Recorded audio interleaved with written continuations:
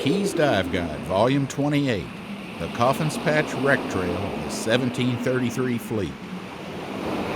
In the last episode, Volume 27 of Keys Dive Guide, we met Captain Finley Ricard and discussed a few ghost ships of the Spanish treasure fleets. A ghost ship is a wrecked vessel that has not been discovered by modern salvors, their treasures and secrets entombed beneath the sea. Today's targeted area, the Coffins Patch Wreck Trail, is clouded with mystery and associated with 3 ghost ships of the 1733 fleet on the old Spanish chart.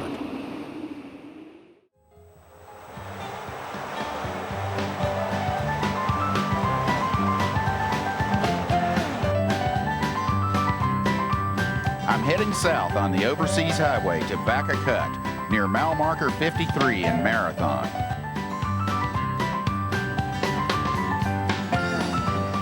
My friend Eddie Brusseau and his pal Cookie are meeting me for a 2-wreck dive.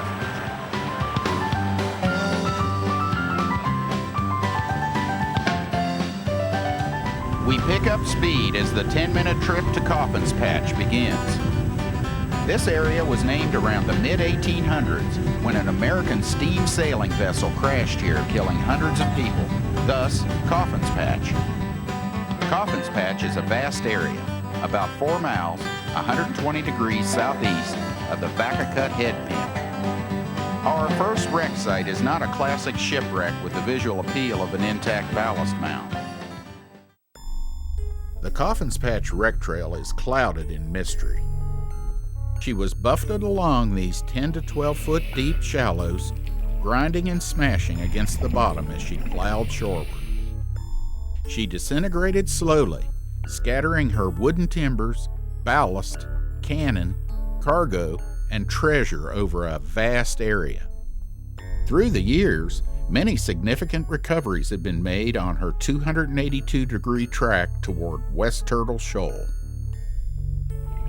Although lacking a distinct ballast mound like the other shipwrecks of the 1733 fleet, the Coffins Patch Wreck Trail is like diving through history, a scattered line of relics spread out over more than 1 mile of sea bottom. As a true shipwreck mystery, 3 different theories exist as to the identity of this vessel. When first discovered in 1966 by Captain Jack Stephanie, the Coffins Patch Wreck Trail was thought to be that of the San Ignacio de Urquijo, an English-built, treasure-laden galleon displacing 292 tons.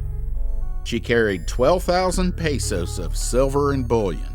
Also in her holds were 696 marcos, which equates to about 1,372 pounds of worked silver. San Ignacio is represented by number 19 on the old chart, very near a spit of land named East Sister Rock, almost 8 miles from Coffins Patch. According to reports from her 14 survivors, she disintegrated into 4 pieces before disappearing in an area known today as Vaca Bight. Therefore, number 19 was the ship which was part of the Armada, carried the cargo to the Spain. Gonna have silver coins, gonna have a cargo which is listed in the manifest, in boxes, gonna have a working silver bar, tobacco and all the stuff which ocean took care. They're gonna be olive jars, they're gonna be the cannons, because there wasn't salvage. And no record of modern salvor ever, never, nobody find nothing in that area. Obviously the Spanish couldn't find it because it wasn't visible. The visibility wasn't that good and they couldn't see it. Now, but the wreck was important to the Spanish because the record says they were looking for the ship for 1 year. They couldn't find it. When I get the translation from the civilian, certain papers what I was asking a few years back, there is a very clear record, and that's what always I said to my friend, whoever gonna find 2 candelabra silver Candlesticks. Those are about 27 pounds of silver each. They are almost 30 inches tall. There is an angel with a wing and woman. Probably nice design, okay? Therefore, those one pair should be fine on a wreck. Wreck wasn't fine with the Spaniards. Spanish didn't salvage a penny from the wreck. They salvaged one small jewelry box, which was part of the small wooden section where those 10 people survived, where the wreck break and a reef and sunk, and they drift to the shore, which will be an waka key, which called cow bite. Waka is the cow key. The position of number 19 on the old chart is located well inside a line of shallow patch reefs that would tear the hull of a galleon apart.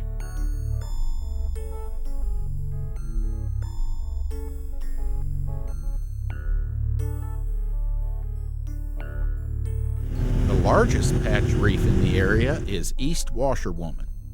The Spanish named this shallow reef Lavanderas, or Washerwoman, because of the continually roiling water found here, similar to the water in a washerwoman's bucket. The seas are always choppy on East Washerwoman Shoal. For 5 centuries now, ships have been striking bottom on this reef, leaving countless ballast trails and other shipwreck artifacts clearly visible. Stefan has spent thousands of hours exploring this area. I've been looking there over a couple weeks, and more than a couple weeks.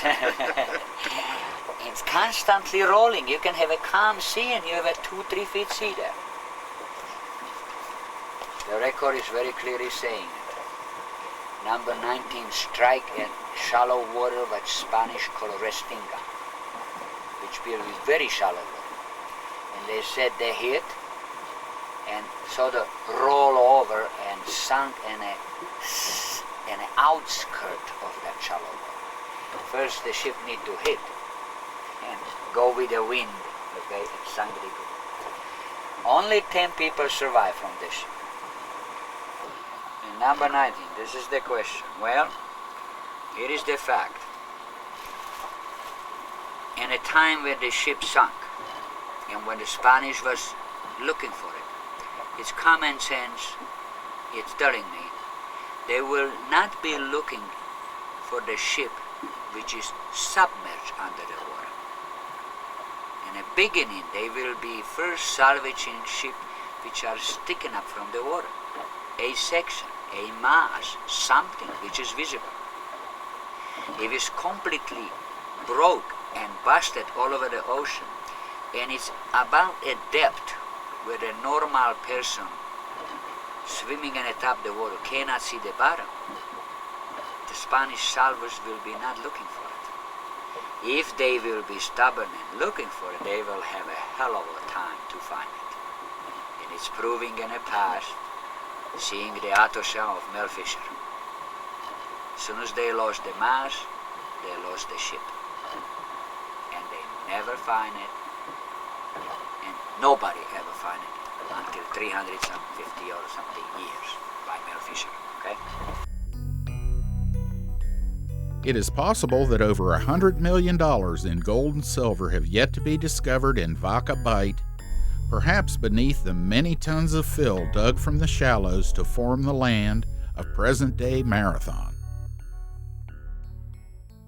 Now to the next theory as to the identity of the Coffins Patch Shipwreck Trail. Nicknamed the San Fernando, this Italian-built vessel displacing 328 tons was listed as number 18 on the old chart.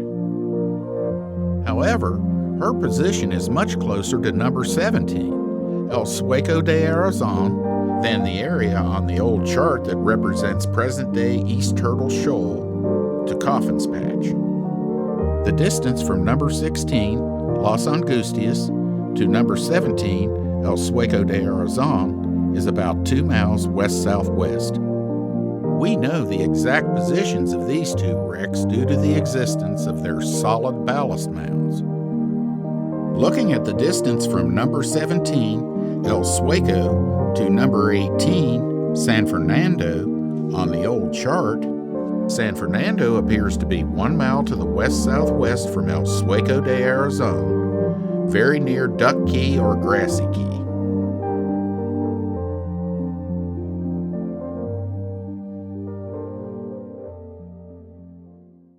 My search for number 18 San Fernando began in 1994 when I met Jim Taylor at Grassy Key Marina. Jim had discovered some wreckage in the nearby mangrove hammock that he thought might be related to the 1733 fleet. We entered the jungle at mile marker 59.2 Oceanside and proceeded due south. It is about 1 mile from the overseas highway through a dense jungle to our target. After arriving at the edge of the tidal flow, we proceed east-northeast, following the tidal line.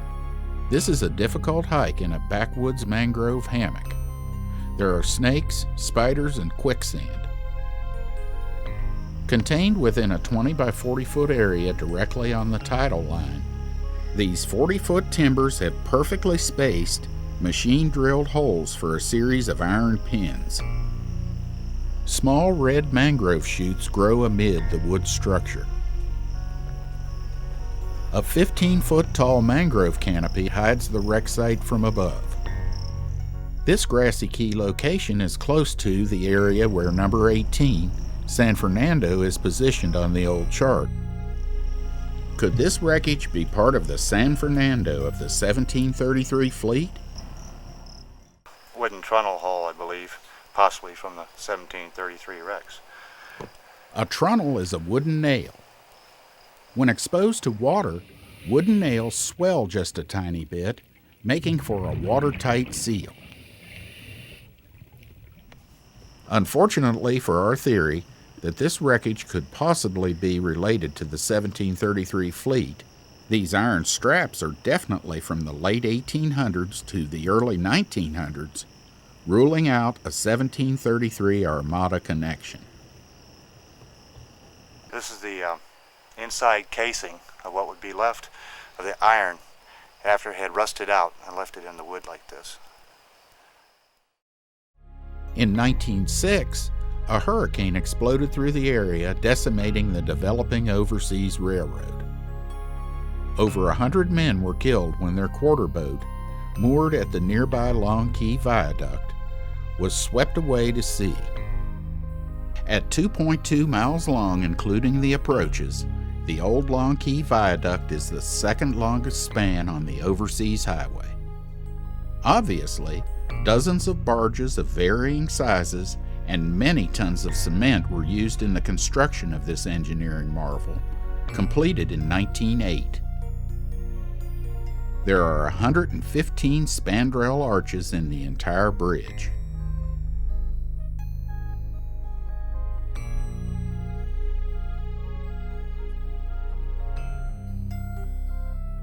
Several small work barges were lost in the hurricane of 1906, with reports of a small barge burning near Grassy Key, probably the vessel we're looking at here.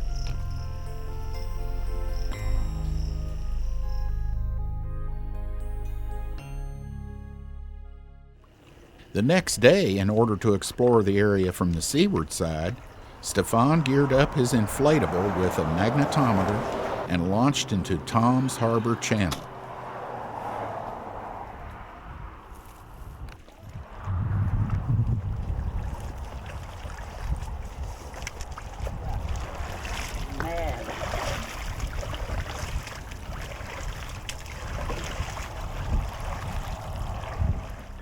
After meeting him at the wreck, we discovered the barge is less than 200 feet from the open ocean. There is no ballast or any other remains to indicate a Spanish shipwreck trail.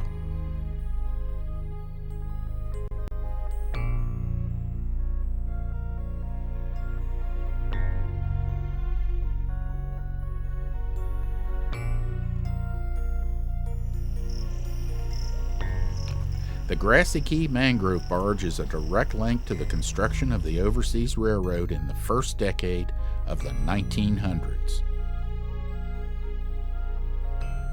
There is nothing of value here except the vessel's historical significance.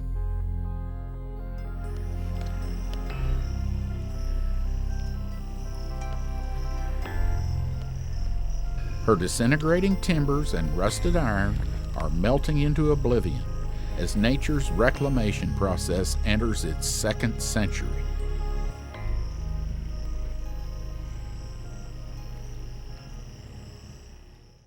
In the mid-1970s, a number of unmarked silver bars were recovered on the Gulf side of Grassy Key, all the way up to Channel Key.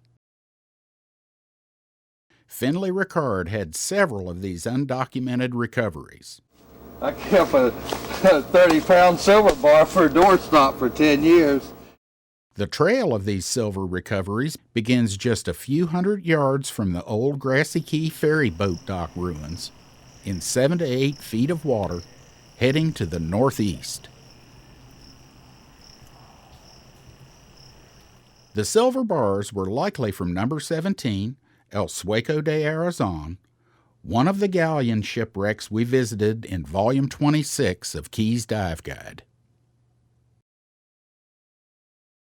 One day, this buddy of mine walks in and says, "What are you doing at that silver doorstop?" I said, "That's not silver, that's lead." He said, "Oh, no," and he took his knife and hit it, and it rang like a bell. And nobody knew the difference. For years it was there. Nobody paid any attention to it. So, where is the San Fernando? The record is saying it, and salvage record is saying it, they're salvaging over 1 year in the number 18, which was about 20 to 26 feet of water. The bottom, the ship. But my opinion is they couldn't salvage everything. Nobody in their time can swim under the second deck, submerged under the water without their flashlight. Ridiculous. Black night there. Daytime, there's no light coming in. That's why the Spanish burned the shipwreck. First thing where they know where the shipwreck is there, they didn't want it, the ship is sticking up from the water, and when they leave, somebody else will move in and then salvage something. That's the first thing. Second thing, they need to break down through the wood to the top deck, to midship, where they can get inside, under the, swimming under, and get a light inside, and then salvage the stuff which is laid under. But going way down in a ballast pile, if there was storage and a silver or boxes of silver way up down, they couldn't do it. They couldn't break only the first deck. Because we find the boxes, silver bar, silver coin, gold coin, and other ballast pile from 1733 fleet, I assume in this wreck also gonna have a treasure still around the ballast pile. By my opinion, my knowledge, that wreck also wasn't found in modern salvers. Modern salvers didn't find it. Some claiming, my buddy Mel Fisher claiming he has some things from number 18. Oh, I don't know, because I know where he find it. And I have a different opinion in that wreckage. Floridana. That's right. The boat looks like it's outside of West Channel between Ducky and Grassy. But by the record, number 18 must be minimum 22 feet of water, an entire ballast pile gonna be in the bottom. 3 miles seaward from Grassy Key, East Turtle Shoal has plenty of water 20 to 25 feet deep. The numerous shallow coral outcroppings are scattered over an area about 1 1/2 miles long.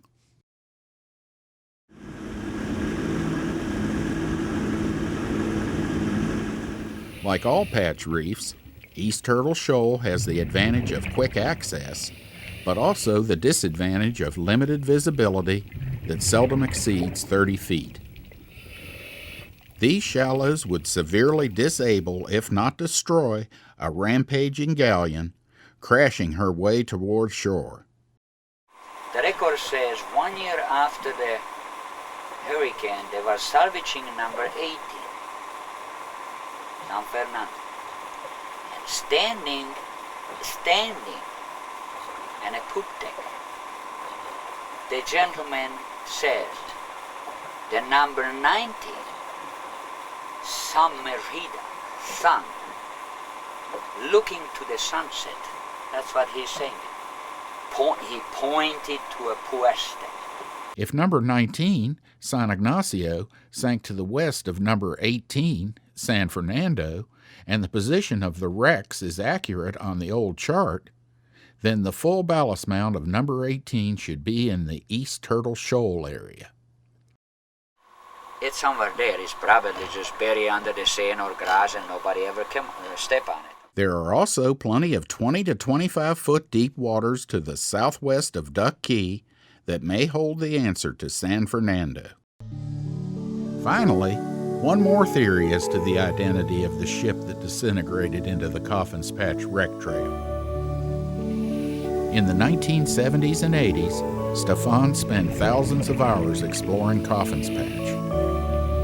He recovered a trail of iron farming implements, military hardware, and a trove of silver cob and pillar dollars. It seems improbable that a king's galleon or merchant vessel, destined for Spain, would waste precious hold or deck space carrying cargo that was readily available at home. Could this be the Situado La Floridana, the second of two supply ships bound for St. Augustine, laden with foodstuffs, leather goods, military weapons, farming supplies, and some of the military payroll for the rapidly growing Spanish colonial seaport? La Floridana was a British-built warship displacing 187 tons. She went online in 1712. She was captured by the Spanish from the British in a battle near St. Augustine in 1722. La Floridana was an old, leaky vessel in 1733, and the hurricane ripped her to shreds. After clinging frantically to the mainmast as his ship disintegrated beneath him, the lone survivor of La Floridana was swept ashore to Vaca Key. Now, here's where the story gets even more confusing. The old chart clearly says the frigate that was going to Florida submerged 6 leagues to the west of number 18. In this era, a league represented about 3 miles. 6 leagues to the west of number 18 near Duck Key on the old chart would be very close to the Bahia G marker, where Finley Ricard recovered cannon, an anchor, and a few cob coins, indicating a Spanish shipwreck.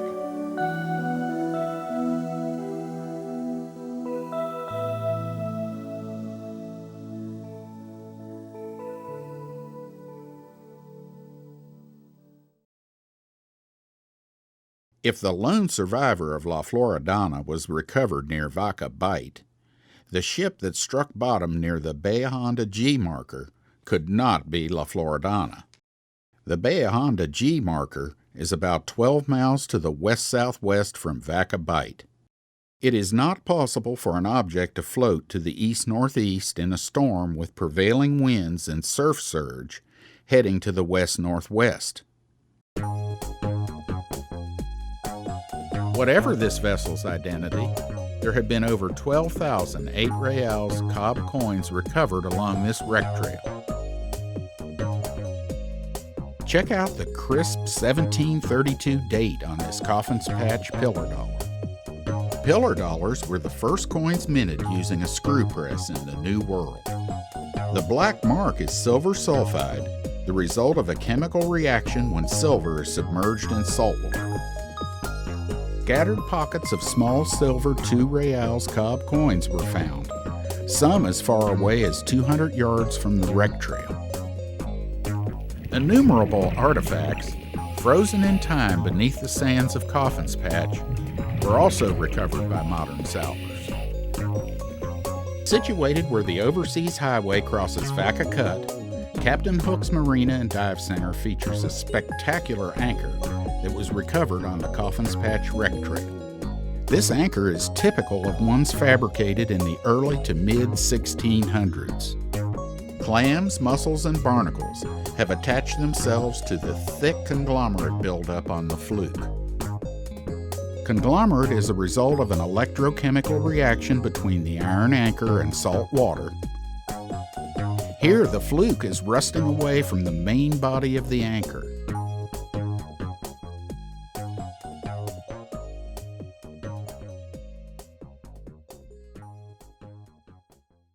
Stefan Sakura recovered this cannon on the Coffins Patch Wreck Trail in the late 1970s. He restored and preserved the cannon, then put it on display at Knight's Key Campground. Just below the first reinforcing ring is the vent, also known as the touch hole or blowhole, where the charge inside the cannon is ignited. Just above the first reinforcing ring, there are a series of numbers, 16, 3, and 4, which indicate the stone weight of the cannon. Stone weight is an Old English imperial unit of weight, still in use during the early 1700s. To calculate the stone weight, multiply the first number, 16, by 112, multiply the second number, 3, by 28, then add the last number, 4. For a total of 1,880 stone weight. This cannon fired 6-pound projectiles for distances of nearly 1 mile. Moving up the chase of the cannon, the foundry mark where this cannon was forged is plainly visible. Just above the second reinforcing ring is a Tudor Rose, which appeared on all British military cannon fabricated from 1709 until 1714, in honor of England's Tudor dynasty. The Tudor Rose features the white rose of York superimposed over the red rose of Lancaster. This cannon lends credibility to the Coffins Patch Wreck Trail being the remains of the Situato La Floridana, since La Floridana was a British warship before the Spanish captured her in 1722. 250 yards from the cannon, Stefan recovered this iron stock anchor, probably from a shipwreck that went down in the 1800s.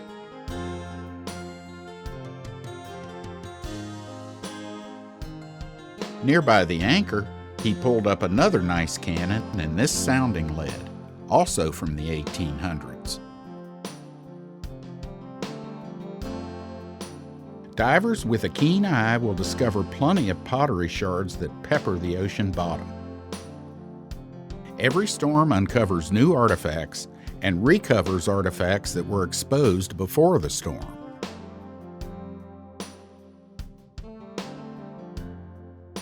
Whether by violent storms or human error, through the centuries dozens of ships have found bottom on Coffins Patch. No discussion of the Coffins Patch Wreck Trail would be complete without mentioning the king of the treasure salvers, Mel Fisher. Mel and his divers worked the Coffins Patch Wreck Trail in the 1960s and made several fabulous recoveries. This is like 5 of these gold doubloons. This is a gold doubloon I'm wearing, and it weighs about 1 ounce. And then this is 40 escudos. This is 8 escudos, and this is 40 escudos. So this was 5 of these gold doubloons made this gold bar. So it's like a $1,000 bill. This is a tax stamp. Tax stamp. Here's the OM, the Mexico Mint mark. And here's initials of the king and a crown.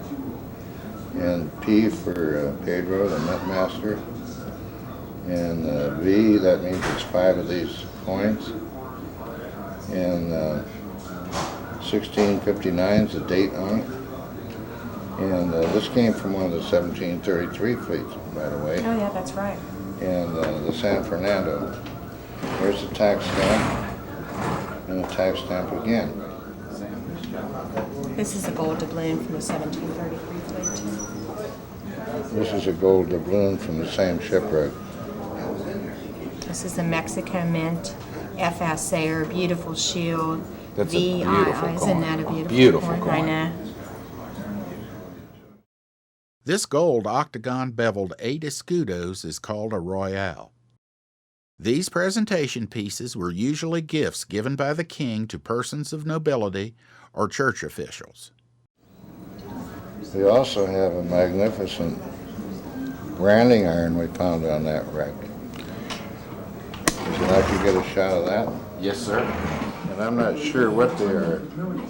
Like, is that a T, C, R? It's R this way and it's R this way backwards. You notice? Isn't that weird? Well, Mel, you told me the other day you heat it up and brand me and we'd find out. Oh, yeah. Yeah, turn around and bend over. Yeah. We'll brand you and see what it says.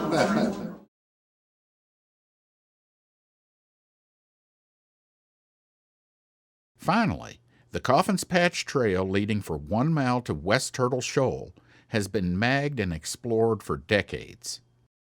The less explored reciprocal track of this wreck trail into deeper water could be hiding artifacts and treasure.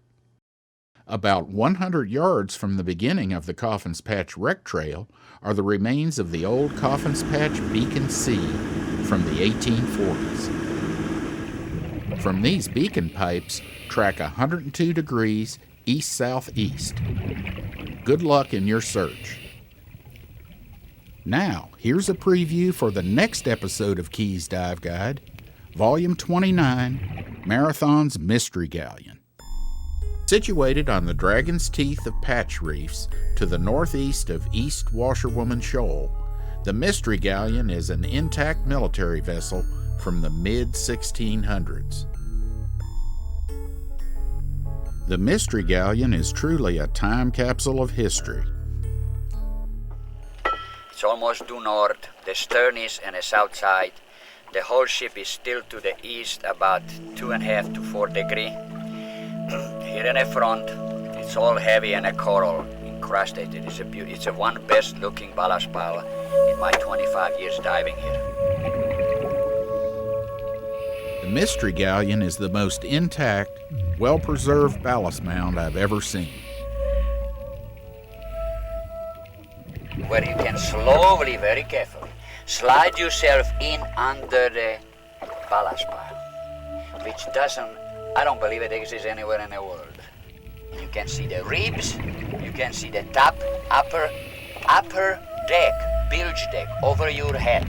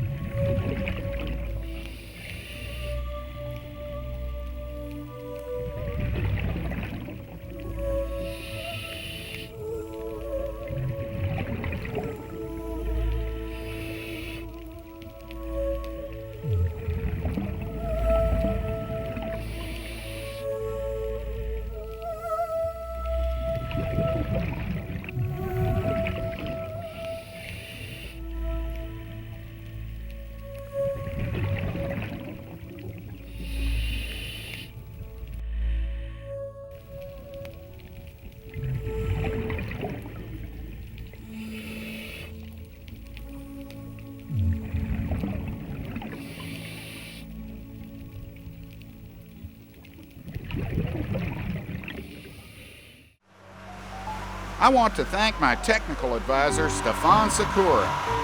Stefan is a brilliant navigator, a renowned treasure salver, and as a shipwreck historian, he's a true genius. Stefan transforms himself into the minds of ancient mariners to unlock secrets of the past. Yeah, let's go.